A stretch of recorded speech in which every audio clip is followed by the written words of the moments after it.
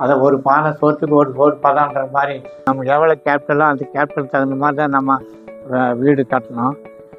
2 கோடி மேலே ப்ராஜெக்ட். அதனால் நான் பிறவின் வீடு கட்டும்போது எப்படி பண்ணுறாருன்னு பார்த்தேன். ஒரு பீமு இன்னொரு பீமு இணைக்கும்போது அந்த பீமு கம்பி உள்ள இந்த பீமு கம்பி உள்ள நோய்ச்சி சைட்டுக்கு அடிக்கடி வந்து செக் பண்ணிட்டு போகிறாரு. யார் நீங்கள் பட்டதாரி இது என்ன படிச்சீங்க? நீங்கள் ஏஐஓ ரிட்டையர்டு நீங்கள் அப்படின்ற மாதிரி. என்னுடைய பெயர் ஆர் பாபு. சொந்த ஊர் வந்தவாசி பக்கத்தில் வல்லம்னு கிராமம். நான் அசிஸ்டன்ட் எஜுகேஷன் ஆஃபீஸில் ரிட்டையர்ட் ஆகிட்டேன். தமிழில் முதுகலை படிச்சுக்கிறேன். அதே போல் எம்ஃபில் எம்எட்டும் பண்ணிக்கிறேன். 7 டிகிரி படிச்சுக்கிறேன். அதோட நான் கரஸ்பாண்டன்ஸ் படிக்காமல் எல்லாமே ஒரு போனவேட் டீச்சராகவே படித்தேன். நான் என்னுடைய நிலைமை குடும்ப நிலைமை அப்படி இருந்தது. என்னால் கரஸ்பாண்டன்ஸ் படிக்க முடியாது. டீச்சராகவே எக்ஸாம் மட்டும்தான் படிப்பேன். சிலபஸ் வாங்கிக்குவேன், புக்ஸ் வாங்கி வந்து படிப்பேன். படிச்சுட்டு காலேஜ் ஸ்டூடெண்ட் என்ன எழுதுகிறாங்களோ அவங்க பக்கத்துலேயே உட்காந்து எக்ஸாம் எழுதிட்டு வருவேன். அப்படி தான் நான் BA, BLitt, MA, BEd, MEd, MPhil, அப்புறம் டிபார்ட்மெண்ட் டெஸ்ட்டு இதெல்லாம் நான் பாஸ் பண்ணேன். என்னுடைய உழைப்பு என்ன பிறந்தவங்க 5 பேரையே அதை படிக்க வச்சு அவங்களுக்கு உத்தியோகத்தை பண்ணி அவனுக்கு கல்யாணம் நாளே பண்ணேன். அம்மா 32 வயசில் இறந்துட்டாங்க. அப்பா ஒரு ஆசிரியர். அதனால் எந்த வருமானம் இல்லாமல் இருந்தது. நிலம் இருந்தும் அது பயிர் வைக்க முடியாமல் இருந்தது. அந்த கஷ்டத்தில் எனக்கு இதுவே என்னுடைய வாழ்க்கையில் நான் யூஸ் பண்ணது ஒரு அசோகா பிளேடும் ஒரு மாதத்துக்கு ஒரு லைஃப் அசோகா தான் நான் யூஸ் பண்ணிக்கிறேன். வீட்டிலுமே நான் பண்ணதே கிடையாது, செலவு பண்ணதே கிடையாது. டீ, காஃபி, பீடி, சிகரெட்டு இந்த சமாச்சாரமே கிடையாது. என் வாழ்க்கை நான் பயன்படுத்தி ஒரு அசோகா பிளேடு சேவிங் பண்ணிக்குவேன். அதே போல் ஒரு லைஃப் சோப்பு உடம்பு போட்டுக்குவேன். இதை தான் நான் பண்ணுவேன். ஆனால் எங்கள் தம்பிகளுக்கெல்லாம் நான் சிந்தால் சோப்பு நல்ல ட்ரெஸ்ஸெல்லாம் எடுத்து அவன் படிக்கிற பசங்க அப்படி கொடுப்பேன்.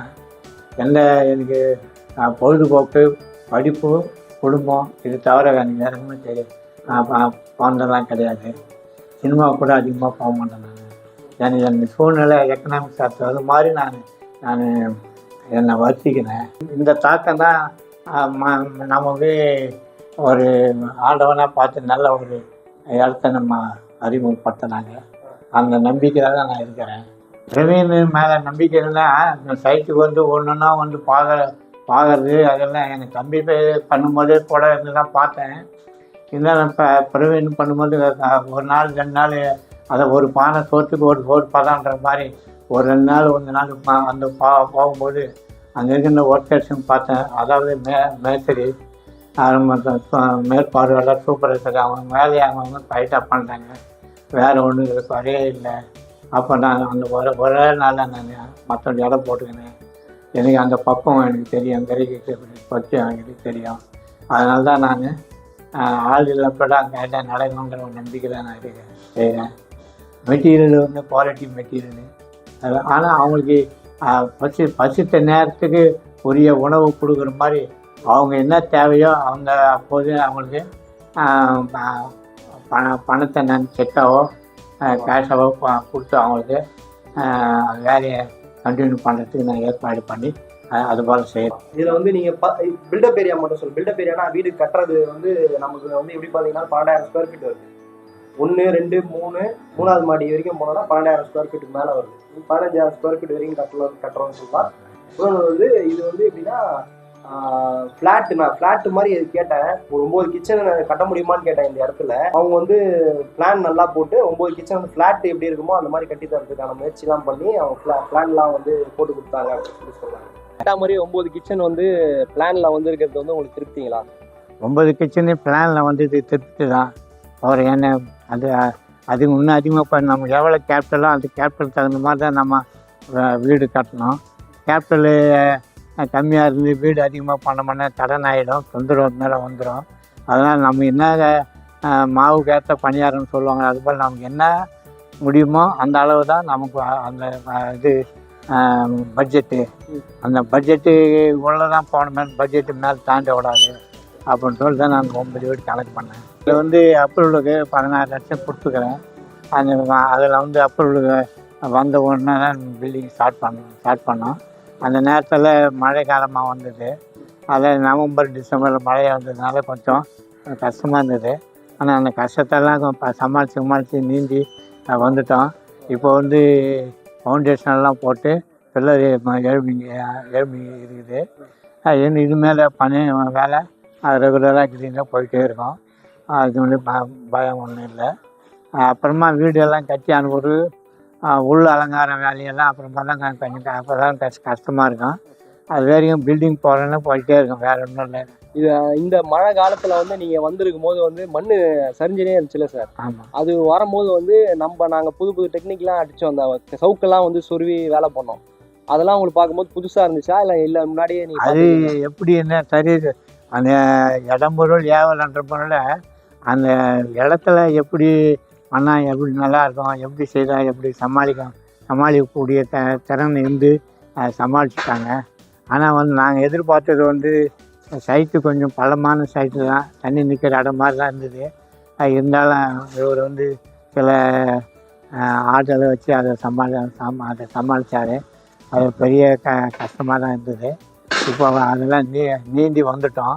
இப்போ வந்து நல்ல ஸ்டாண்டர்டாக இருந்து வேலை வந்து சுறுசுறுப்பாக வேகமாக போகுது. அதனால் ஒன்றும் ப்ராப்ளம் கிடையாது. பேமெண்ட்டு விஷயத்தில் நான் வந்து எங்கேயாவது பணம் வந்த உடனே என்ன பண்ணேன், பணத்தை நீங்கள் எடுத்துன்னு போயிட்டு சைட்டில் இருக்கிற வேலையை பாருங்கள், அப்புறமா நம்ம பார்த்துக்கலாம் அப்படின்னு. அதனால் கொஞ்சம் payment over payment equal payment அப்படிலாம் நான் எதிர்பார்க்கல. அந்த நேரத்துக்கு நம்மளால் முடிஞ்சது பணமாக இருந்தால் அதை கொடுத்து இந்த வேலையை நிறைவேற்று அப்படின்னு சொல்கிறாங்க. அதே போல் அவரும் நிறைவேற்றிட்டே வராரு. இதிலேருந்து எங்களுக்குள்ள எந்த ஃபைனான்ஸு பிரச்சனைலாம் எதுவுமே கிடையாது. அவர் பாட்டி பார்த்துட்டு அவர் நான் வந்து அக்கௌண்ட்டில் போட்டு அது கொஞ்சம் கொஞ்சமாக எடுத்து செலவு பண்ணுறாங்க. நான் ஒவ்வொரு நேரத்தில் அதிகமாகவும் கொடுத்துருவேன், கம்மியாகவும் கொடுப்பேன். ஆனால் அது வந்து அவர் கணக்கை வச்சுருந்து அந்த வேலையை நிறைவேற்றிட்டே வருவார். சுத்தமாக இல்லாமல் அவர் கையில் பணம் இல்லாமல் போகும்போது எனக்கு நாடும்போது நான் அவருக்கு கொடுத்து அந்த நேரத்துக்கு வேலைக்கு தடங்கள் இல்லாமல் நான் நடந்துக்குவேன். இருந்தாலும் நான் வந்து இவர் தேர்ந்தெடுத்ததுக்கு காரணம் என்னுடைய மகளுக்காக அந்த வீடு காட்டுறதுக்காக. எனக்கு பெரிய ப்ராஜெக்ட்ன்றதுனால 2 கோடி மேலே ப்ராஜெக்ட்ன்றதுனால நல்ல திறமையான ஆளாக பொறுப்பான ஆளாக அதை தேர்ந்தெடுத்து கொடுத்தேன்.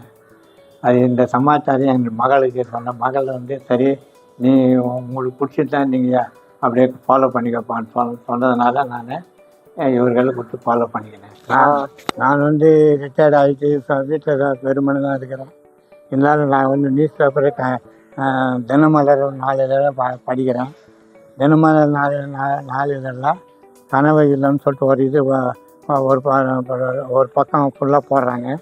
அந்த கனவு இல்லத்தில் வீடு எப்படி கட்டுறாங்க, வீடு என்னென்ன நுணுக்கம் அப்படின்னு சொல்லிட்டு அந்த நுணுக்கமெல்லாம் நான் தெரிஞ்சுக்கிட்டேன். வீடு கட்டும்போது தெரிஞ்சுக்கினேன். நான் பிறவின் வீடு கட்டும்போது எப்படி பண்ணுறாருன்னு பார்த்தேன்.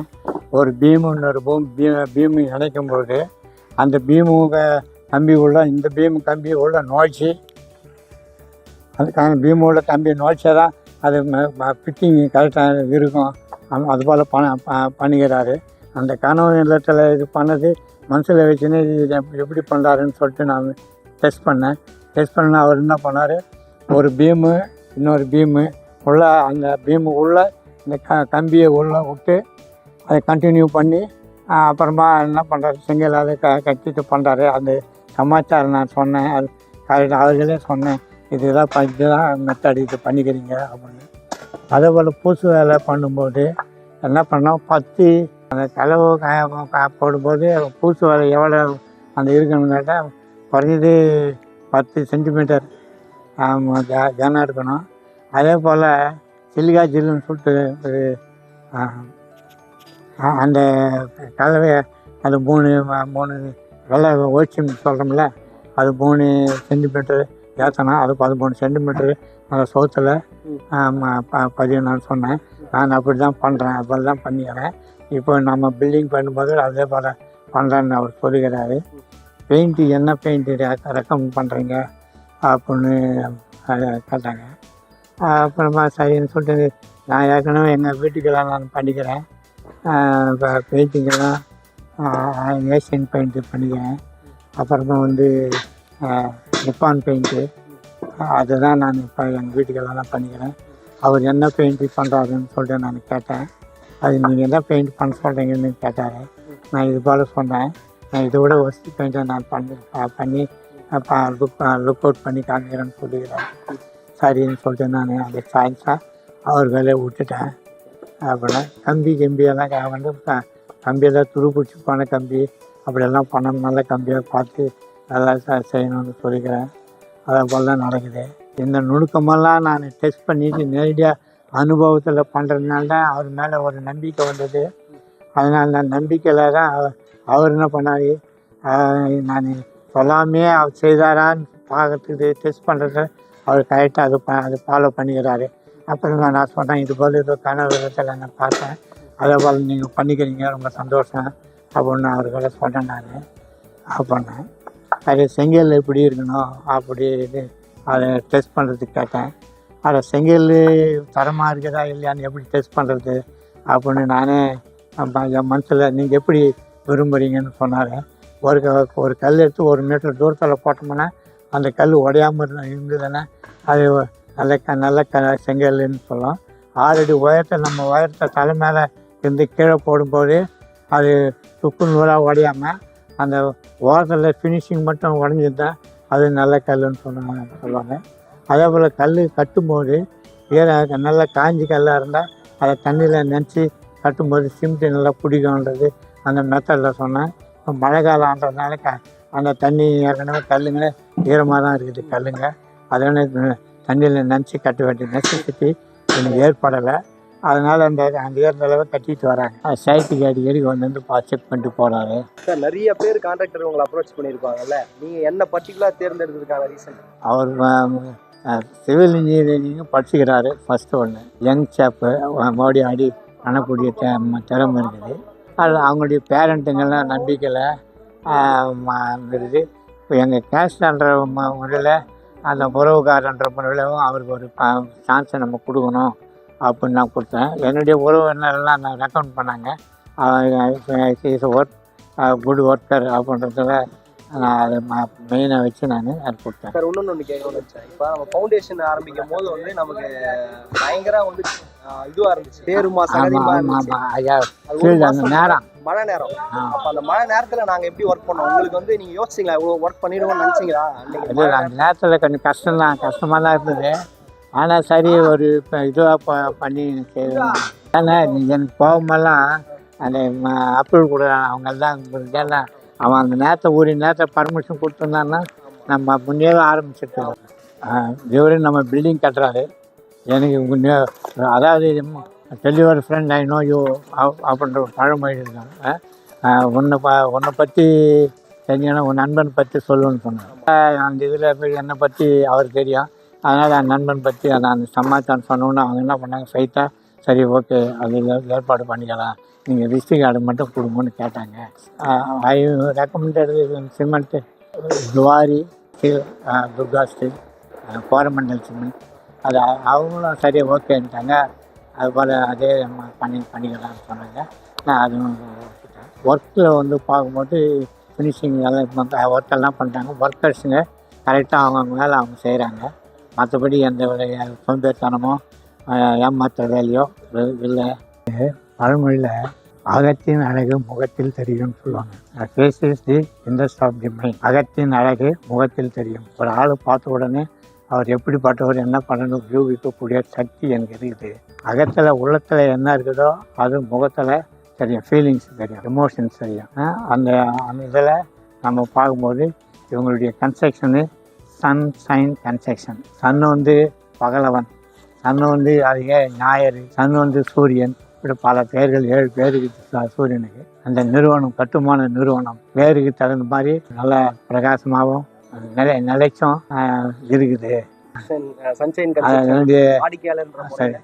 நம்ம வாடிக்கையாளர் முறையில் இந்த சன்ஷைன் கன்ஸ்ட்ரக்ஷனுக்கு என்னுடைய பொங்கல் வாழ்த்துக்களையும் புத்தாண்டு வாழ்த்துக்களையும் மனமார்ந்த புத்தாண்டு வாழ்த்துக்களையும் தெரிவித்துக் கொள்கிறேன். நன்றி, வணக்கம். வளர்ச்சிக்காக நல்லா வளரணும். மேல்மேலும் ஆள் போல் தழைத்து அருகு போல் வேரோடி மூங்கில் போல் முசியாமல் என்றொன்றும் அந்த கன்ஸ்ட்ரக்ஷன் தொடர்ந்து வளர்ச்சி அடைய நான் பிரார்த்திக்கிறேன், வாழ்த்துகிறேன், வணங்குகிறேன். ஆள் போல் தழைத்தன ஆலமரம் நல்லா தழைச்சிருக்கும். அருகு போல் வேரோடி அருகும் புல் நல்லா வேர் விடும். அருகு போல் வேரோடி ஆள் போல் தழைத்து மூங்கில் போல் முசியார். மூங்கில் எவ்வளோனாலும் உடையாது, வளைஞ்சு கொடுக்கும். அதுதான் வளைஞ்சு கொடுக்குது, ஸ்ட்ராங்காக இருக்குது. இதுதான் ஆள் போல் தழைத்து அருகு போல் வேரோடி மூங்கில் போல் முசியார். தழைக்குதுன்னா நிறைய கிராய்க்கு வருது. வேறு ஒன்றுனா பில்டிங், ஸ்ட்ராங் பில்டிங். அது ஒன்று மூங்கில் போல் முசியாமல் அவர் என்ன பண்ணார், அதாவது பில்டரு ஏடாகுடம் பண்ணாமல் அது தகுந்த மாதிரி வளைஞ்சு கொடுக்குறாரு. Super super. அதுதான் இந்த பழமொழி சொல்கிறது. ஆள் போல் தழைத்து அருகு போல் வேரோடி மூங்கில் போல் முசியாமல். இந்த கன்ஸ்ட்ரக்ஷன் 100 ஆண்டு பல கோடி 100 ஆண்டு மேலும் வளர்ச்சி அடைஞ்சு சிறப்பு செய்து பொதுமக்களுக்கு, ஏழை மக்களுக்கு நன்மை செய்திட வேண்டுகிறேன், விரும்புகிறேன்.